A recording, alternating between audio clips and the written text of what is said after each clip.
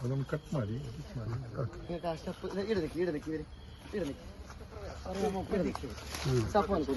ಈ ಸ್ಟೆಪ್ ಹಿಂಗೆ ಕಷ್ಟ ಉಂಟಾ ಹಿಂಗೆ ಕೊಂಡೊಂದು ಕೊಡ್ತಿ ಅಲ್ಲ ಈ ಸ್ಟೆಪ್ ಕೈಯಿಲ್ಲ ನಿಂಗೆ ಕೈರಲ್ಲ. ಸಿದ್ದಿಕ್ ಸರ್, ಒಮ್ಮೆ ಒಂದು ನಿಮಿಷ ಸರ್, ಒಂದು ಈ ಶ್ರಮದಾನದ ಬಗ್ಗೆ ಒಂದು 2 ಮಾತುಗಳನ್ನ ಆಡಬೇಕು ಅಂತ ಹೇಳಿ. ಏನಿಲ್ಲ ಸರ್, ಈಗ ಇಲ್ಲಿಯ ಒಂದು ಪರಿಸ್ಥಿತಿಯನ್ನು ನಮ್ಮ ನೀವು ಮಾಧ್ಯಮದ ಅವರಾದ ಹಸೀನಾರ್ ಜಯನಗರ ನೀವು ತಿಳಿಸಿದಾಗ ನಮ್ಮ ರೆಡ್ ಕ್ರಾಸ್ ಸಂಸ್ಥೆಯ ಮುಖ್ಯಸ್ಥರಾದಂಥ ಸುಧಾಕರ್ ಸರ್ ನೇತೃತ್ವ ವಹಿಸುವ ಒಂದು ಮನೆ ಈ ಥರ ಕಲ್ಲು ಹೊತ್ತೊಯ್ಯಲಿಕ್ಕೆ ಸಮಸ್ಯೆ ಉಂಟು ಅಂತ ಹೇಳುವಾಗ ನಾನು SOS ಸುಳ್ಯ ಝೋನ್ ಕಾರ್ಯದರ್ಶಿಯಾಗಿ ಸಾಂತ್ವನ ವಿಭಾಗದ ಉಪಾಧ್ಯಕ್ಷರಾದ ಫೈಜಲ್ ಜೂರಿ ಅವರಿಗೆ ಇದರ ವಿಷಯವನ್ನು ಮುಟ್ಟಿಸಿ ಸಮಿತಿಯಲ್ಲಿ ಚರ್ಚಿಸಿ ಒಂದು 10-15ರಷ್ಟು ಜನರ ತಂಡವನ್ನು ನಾವು ಇಲ್ಲಿ ರೆಡಿ ಮಾಡಿದ್ದೇವೆ. ಇದನ್ನು ಸಾಧ್ಯವಾದಷ್ಟು, ಇದು ಅಷ್ಟು ಸುಲಭದ ಕೆಲಸ ಅಲ್ಲ, ಸಾಧ್ಯವಾದಷ್ಟು ಈ ಕಲ್ಲನ್ನು ಮೇಲೆ ತಲುಪಿಸಲು ಇಸಾಬ ನಾಯಕತ್ವದೊಂದಿಗೆ ನಾವು ತಲುಪಿಸ್ತೇವೆ. ನಿಜವಾಗ್ಲೂ ಒಂದು ಈ ಕಾರ್ಯಕ್ರಮ ನಿಜವಾಗ್ಲೂ ಶ್ಲಾಘನೀಯ. ಸಿದ್ದಿಕ್ರವರೇ, ನಿಮ್ಮ ಉಪಾಧ್ಯಕ್ಷರಿದ್ದಾರೆ ಫೈಜಲ್ ಜೂರಿ ಅವರು. ಸರ್, ಈ ಬಗ್ಗೆ ಏನು ಹೇಳ್ತೀರಾ ಸರ್? ಸರ್, ನನಗೆ ಈ ಬಗ್ಗೆ ಮಾನ್ಯ ಸುಧಾಕರ್ ಇವರು ಈ ಒಂದು ಶ್ರಮದಾನಕ್ಕೆ ಆಹ್ವಾನ ನೀಡಿದ್ದಾರೆ ಅಂತೇಳಿ ಸಿದ್ದಿಕ್ ನಮ್ಮ ಝೋನ್ ಪ್ರಧಾನ ಕಾರ್ಯದರ್ಶಿಯವರಾದ ಸಿದ್ದಿಕ್ರವರು ಹೇಳಿದರು. ಆ ಕೂಡಲೇ ನಾವು ಅದರ ಮಾಹಿತಿಯನ್ನು ಪಡೆದುಕೊಂಡು ಒಬ್ಬ ಬಡ ಮಹಿಳೆಯ ಮನೆಗಾಗಿ ದಾನಿಗಳು ಕಟ್ಟಿಸಿಕೊಡುವಂಥ ಒಂದು ಮನೆ ಅಂತ ಹೇಳಿದರು. ಆ ಒಂದು ಸಂದರ್ಭದಲ್ಲಿ ಅವರಿಗೆ ನೆರವಾಗಬೇಕಾದ್ದು ನಾವು ಜವಾಬ್ದಾರಿ ಕೂಡ. ಸಮಾಜದಲ್ಲಿ ಅತ್ಯಂತ ಕೆಳಮಟ್ಟದಲ್ಲಿರುವಂಥವರಿಗೆ ಸಹಾಯ ಮಾಡಲಿಕ್ಕೆ ಬೇಕಾಗಿ ಆಗಿದೆ ನಮ್ಮ ಸಾಂತ್ವನ ಸಂಘ ಇರುವುದು, SOSನ ಸಾಂತ್ವನ ವಿಭಾಗವೇ ಇರುವುದು. ತಳಮಟ್ಟದಲ್ಲಿರುವವರನ್ನು ಅಥವಾ ರೋಗಿಗಳನ್ನು ಬೇಕಾದ ರೂಪದಲ್ಲಿ ಅವರಿಗೆ ಬೇಕಾದ ಸಹಾಯ ಸಹಕಾರವನ್ನು ನೀಡಲಿಕ್ಕಾಗಿದೆ. ಇದನ್ನು ಅರಿತಂತ ನಾವು ಕೂಡಲೇ ಆ ಬಗ್ಗೆ ಕಾರ್ಯಪ್ರವೃತ್ತರಾಗಿ ನಮ್ಮ ಕಾರ್ಯಕರ್ತರೊಂದಿಗೆ ಕೇಳಿಕೊಂಡಾಗ ಸುಮಾರು 15ರಷ್ಟು ಕಾರ್ಯಕರ್ತರು ಕೂಡಲೇ ನಮ್ಮೊಂದಿಗೆ ಸ್ಪಂದಿಸಿ ಬರುತ್ತೇವೆ ಎಂಬಂತಹ ಮಾತನ್ನು ನೀಡಿದ್ದಾರೆ. ಅದರಂತೆ ಈಗಾಗಲೇ ಹಲವು ಕಾರ್ಯಕರ್ತರು ಆಗಲೇ ಬಂದು, ಯಾರೂ ಇಲ್ಲದ ಈ ಸಂದರ್ಭದಲ್ಲಿ ರಾತ್ರಿ ಹೊತ್ತಲ್ಲಿ ಅವರವರ ಕೆಲಸಗಳೆಲ್ಲವನ್ನು ಬದಿಗಿಟ್ಟುಕೊಂಡು ಇಲ್ಲಿ ಬಂದು ಈಗಾಗಲೇ ದುಡಿತಾ ಇದ್ದಾರೆ. ಆ ಕಲ್ಲನ್ನು ಸುಮಾರು ಮೇಲಿರುವಂತಹ ಮನೆ ಅಂಗಳಕ್ಕೆ ತೆಗೆದುಕೊಂಡು ಹೋಗಿ ತಲುಪಿಸಿದ್ದಾರೆ. ಬಹಳ ಉತ್ತಮ ಸೇವೆಯನ್ನು ಮಾಡ್ತಾ ಇದ್ದಾರೆ.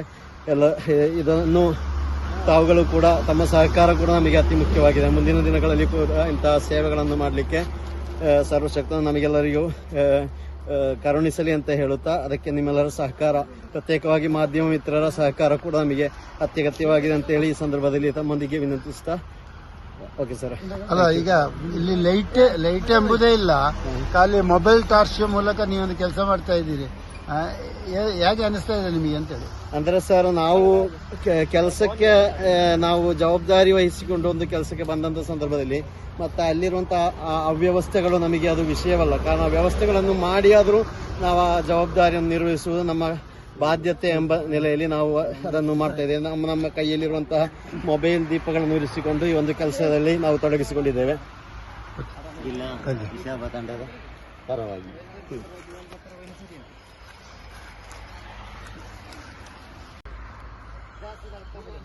ಸರ್ ನಮಸ್ತೆ. ಇದು ಸುಳ್ಯದ ಇಸಾಬ ತಂಡ ಅಂತ ಹೇಳಿ, ಇಸಾಬ ತಂಡದ ಕಾರ್ಯಕರ್ತರು ಏನಿದ್ದಾರೆ ಇವತ್ತೊಂದು ಶ್ರಮದಾನ ಮಾಡ್ತಾ ಇದ್ದಾರೆ. ಸರ್, ಏನ್ ಯಾವ ವಿಷಯಕ್ಕೆ ಮಾಡ್ತಾ ಇದ್ದಾರೆ ಅಂತ ತಮಗೆ ಗೊತ್ತಿದೆ ಸರ್? ಇದರ ಬಗ್ಗೆ ಒಂದು. ಹೌದು, ನಾನು ಈ ಅಲೇಟಿ ಗ್ರಾಮದ ಇಲ್ಲಿಗೆ